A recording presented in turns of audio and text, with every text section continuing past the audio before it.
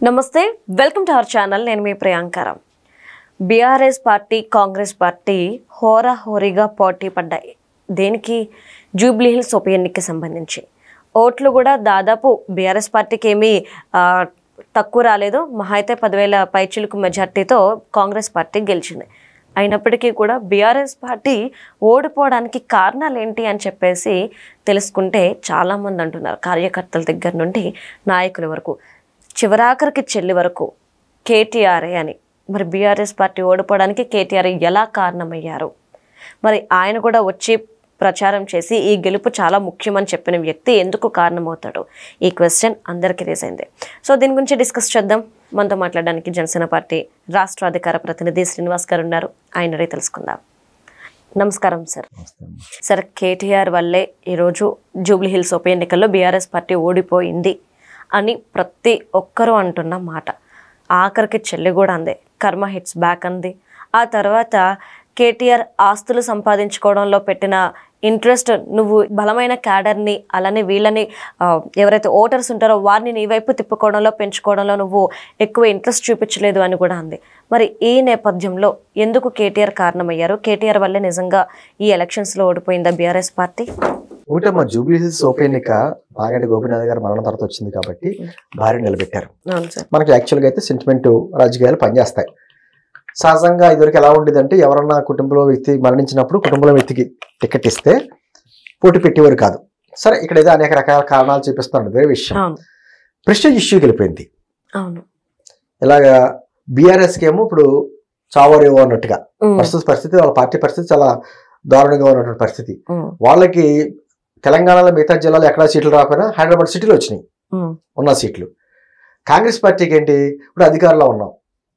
అధికారంలో ఉన్నప్పుడు ఆ వ్యక్తిని గెలిపించుకోకపోతే ఆ ప్రభావం పడుతుంది అని వీళ్ళ ప్రెస్టేజ్ ఇష్యూ సరే పోటాపోటీగా ఖర్చు పెట్టారు డబ్బులు ఖర్చు పెట్టడంలో నో డౌట్ ఫుల్గా ఖర్చు పెట్టారు ఇన్ని రకాలైనటువంటి ఇచ్చారు అభివృద్ధి అని సెంటిమెంట్ అని రకరకాల ప్రయోగాలు చేశారు కాంగ్రెస్ పార్టీ అభ్యర్థి రవీంద్ర యాదవ్ గారు గెలిచాడు పక్కన పెడదాం ఇప్పుడు ఏమవుతుంది ఆల్రెడీ కవిత గారు ఒక అన్నగారి మీద వేలు చూపిస్తా కర్మ హిట్స్ బ్యాక్ అని చెప్పేసి అని మేము ట్వీట్ చేయడం అదే విధంగా బీఆర్ఎస్ పార్టీ ఆస్తులు సంపాదించుకున్నారు కానీ కేడర్ సంపాదించుకోలేదంట ఆవిడ ట్వీట్ చేయడం ఎందుకంటే కేసీఆర్ గారు కూడా ఎక్కడా కూడా పార్టీ అధ్యక్షుడు కేసీఆర్ గారు ఎక్కడా కూడా ప్రత్యక్షంగా ఆయన వచ్చి ప్రచారం చేయకపోవడం ఇవన్నీ చూసిన తర్వాత కేటీఆర్ భుజస్కంధం మీద వేసుకున్నాడు బాధ్యత అంతా పార్టీ బాధ్యత అంతా ఆయన వేసుకున్నాడు మరి ఈ మధ్యకాలంలో హరీష్ రావు గారు తండ్రి మరణించడం వలన ఆయన కూడా పెద్దగా ఎక్కువగా రాలా కాబట్టి కేటీఆర్ మీదే అంటే కేటీఆర్ వర్సెస్ రేవంత్ రెడ్డి అయిపోయింది ఇక్కడ పరిస్థితి పార్టీలు కూడా చూడాల ఈ స్థితిలో మరి జూబ్లీస్ జూబ్లీస్ అని కాదు హైదరాబాద్ లో 2014లో రాష్ట్రం విడిపోయిన తర్వాత జరిగినప్పుడు జూబ్లీస్ కాడి నుంచి ఈ కింద అంతా కూడా అందరూ కూడా తెలుగుదేశం పార్టీ అభ్యర్థులు గెలిచిన వాళ్ళందరూ కూడా గెలిచిన తర్వాత రాష్ట్రం విడిపోయిన తర్వాత ఈ కార్యక్రమాల్లో వాళ్ళంతా కూడా పార్టీలు మారిపోయి బీఆర్ఎస్కి వెళ్ళారు అప్పట్లో టీఆర్ఎస్ బీఆర్ఎస్కి వెళ్ళిపోయారు అయితే ఎందుకు కేటీఆర్ చూపించిన కేటీఆర్ ఎక్కడ ఫెయిల్ అయ్యాడు అనే మాట విషయంలో ఖచ్చితంగా మనందరూ ఒప్పుకోవాల్సింది ఏంటంటే అతను అద్భుతమైన స్పీకర్ దాంట్లో నో డౌట్ అతను కానీ అతని తండ్రి కానీ అతని చెల్లి కానీ ఆ మేనమామ కానీ వీళ్ళందరూ కూడా అద్భుతమైన స్పీకర్లు కాకపోతే ప్రతిదీ సెంటిమెంట్ రాజకీయాలు పనిచేయవు వీళ్ళకి ఇబ్బంది కలిగినప్పుడల్లా జై తెలంగాణ అంటారు లేకపోతే వాళ్ళ కుటుంబం అంతా దాచుకుంటంలోనే నిమగ్నం అయ్యారన్నట్టు ఆరోపణలు ఉన్నాయి ఈ రోజు స్వయంగా కవిత చెప్తుందిగా అవును సార్ దాచుకున్నారు ఆస్తులు సంపాదించుకున్నారు కానీ కేటర్ సంపాదించుకున్న మాట స్వయంగా చెల్లి అంటుంది తెలంగాణ జాగృతిగా నేను అంటుంది దాంతోపాటు ఏమైపోయిందంటే కేటీఆర్ ఒక అహంకారంతో కొన్ని వ్యాఖ్యలు చేశాడు ఈ రోజున సీమాంధ్ర ఓట్లు చాలా బలమైన ఓటు బ్యాంక్ ఉంది ఇక్కడ అవును సార్ సీమాంధ్ర అంతా కూడా ఇష్టం లేకపోయినా సరే కాంగ్రెస్ పార్టీ సపోర్ట్ చేశారు ఎందుకు సపోర్ట్ అనేక కారణాలు ఉన్నాయి ఇంకా సీమాంధ్ర వ్యక్తుల మీద వీళ్ళ గతంలో మాట్లాడిన మాటలు మామూలు మాటలు కాదు కేసీఆర్ గారితో సహా సీమాంధ్ర ప్రజలు ఆంధ్రప్రదేశ్ ఆంధ్రుడు వాళ్ళని దాచుకున్నారని వీళ్ళ భాష మీద అంటే ఆహార్యం మీద ఆహారం మీద రకరకాలైనటువంటి కామెంట్స్ చాలా కించపరిచారు దేని గురించి ఈ విధమైన సెంటిమెంట్ రగిల్చి తెలంగాణ ఓటు బ్యాంక్ అంతా కన్సాలిడేట్ చేసుకుందాం అనేటువంటి ప్రయత్నాలు చేశారు అది అన్నిసార్లు పనిచేయదు ఇప్పుడు తెలంగాణ ప్రజలు కోరుకునేది ఏంటి? వాళ్ళు ఎందుకు తెలంగాణ రాష్ట్ర ఏర్పాటుకి ఇచ్చారు? ఆ రోజున తెలంగాణ ఇవ్వడానికి కారణం ఎవరు? కాంగ్రెస్ పార్టీ ఇచ్చింది. మరి అయినా కూడా పోరాటం చేసినటువంటి కేసీఆర్కి ఇచ్చారు.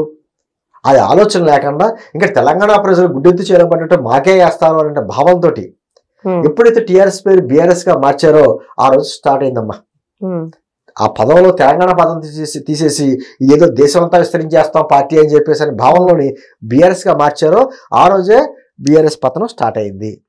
ఆ తర్వాత చంద్రబాబు నాయుడు గారిని జగన్మోహన్ రెడ్డి గారి గవర్నమెంట్ లో అరెస్ట్ చేసినప్పుడు ఇదే కేటీఆర్ ఇన్ని రకాలుగా వ్యంగ్యంగా కామెంట్ చేయడం, ఇక్కడ హైదరాబాద్ లో ఉన్నటువంటి సాఫ్ట్వేర్ ఎంప్లాయీస్ అందరూ కూడా నిరసన వ్యక్తం చేస్తే మీరు వెళ్ళి ఆంధ్రాలో చేసుకోవాలి తప్ప ఎక్కడ చేయడం ఏంటి అని వెంటనే మాట్లాడడం, ఇవన్నీ మర్చిపోలేదు ఇక్కడ ఉన్న వ్యక్తులు.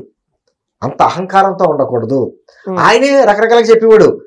నా తండ్రి ఎన్టీ రామారావు గారి పేరు పెట్టుకున్నాడు, తారక రామారావు పెట్టుకున్నాడు. అంటే వాళ్ళ పుట్టుకంతా రాజకీయ చరిత్ర అంతా కూడా తెలుగుదేశం పార్టీ నుంచి వచ్చింది కదా, ఇష్ట ప్రకారం అలా పెట్టుకున్నాడని కొన్నాళ్ళు లేదు మా తాతగారు పెట్టాడు, రామారావు పేరుకి సంబంధం లేదని చెప్పేసి రకరకాలుగా.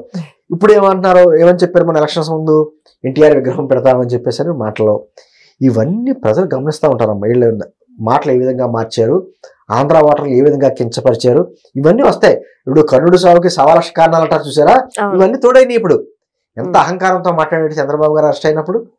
చాలా మంది ఇష్టం లేకపోయినా ఆంధ్రాకి సంబంధించినటువంటి సీమాంధ్ర ఓటర్లు అందరూ కూడా ఇష్టం లేకపోయినా సరే కాంగ్రెస్ ఓటేశారు. ఈ రోజున సీమాంధ్రకు కొట్టిన దెబ్బ మామూలు దెబ్బ కాదు, ఇది అందరికీ గుణపాఠం.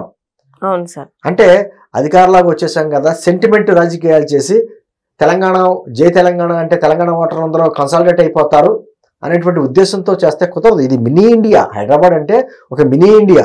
ఇక్కడ అందరూ ఉంటారు, సీమాంధ్రులు ఉంటారు, తెలంగాణలో ఉంటారు, మన తమిళనాడు వాళ్ళు ఉంటారు, కేరళ వాళ్ళు ఉన్నారు, పంజాబీలు ఉన్నారు, అందరూ ఇంకో మినీ ఇండియా. ఇక్కడ కేవలం సీమాంధ్ర వ్యతిరేక రాజకీయాలు చేసి గట్టెక్కుదామంటే కుదరదు. ఒక గుణపాఠంగా నేర్పించారు. ఈ రోజు మరి కేటీఆర్ గురించి ఆ సొంత చెల్లె మాట్లాడుతుంది కదా, మీరు దాచుకున్న తప్ప ఆస్తుల మీద పెట్టారు తప్ప కాన్సన్ట్రేషన్ కేడర్ మీద పెట్టలేదని అంటుంది కదా. మరి దానికి కేటీఆర్ గారు సమాధానం చెప్తారు? ఇవాళ కేసీఆర్ గారు కూడా ఎమ్మెల్యేగా గెలిచారు, 2 సార్లు ముఖ్యమంత్రి చేశారు ఆయన. మరి ఏ రోజు మరి అసెంబ్లీకి అడుగు పెట్టడే? ఆ కేడర్ అంతా వెళ్తుందిరే, కేటీ గారు మిగతా అందరూ అసెంబ్లీకి వెళ్తున్నారు, కానీ ఆయన అసెంబ్లీకి అడుగు పెట్టడే. ఆయన అసెంబ్లీలోకి రమ్మని సమాధానం చెప్పాలని చెప్పేసి అనేక మార్లు రేవంత్ రెడ్డి క్వశ్చన్ చేశాడు కదా, ఎందుకు రావట్లేదు అంటే పార్టీని ఇంకా వాళ్ళు ఏదో రకంగా భూస్థాపితం చేసుకుందాం, మనకు భవిష్యత్తు లేదని ఆలోచన వచ్చేసింది ఆ కేడర్కి, నాయకులకి.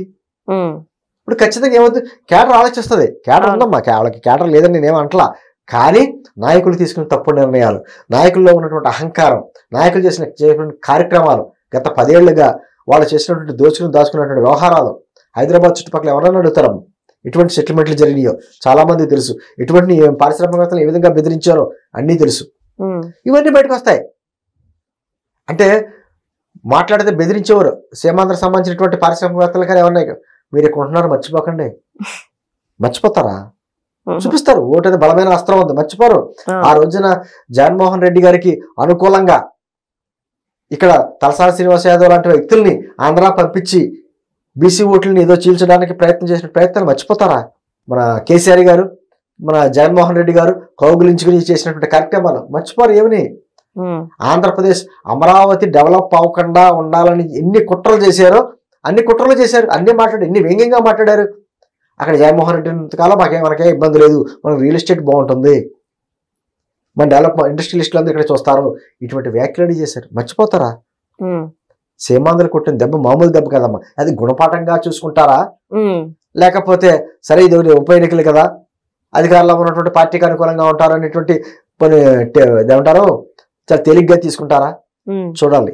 ఏదేమైనా కూడా అహంకారం మీద కొట్టారు. కేసీఆర్ కుటుంబం అహంకారం మీద గట్టి దెబ్బ కొట్టారు. దాంతోపాటు కుటుంబంలో వ్యక్తులు కూడా తిరగబడి చెప్తున్నారు, ఈ అహంకారంతో పేరు ఆస్తులు సంపాదించుకున్నారనే మాట వాళ్ళే చెప్తున్నారు.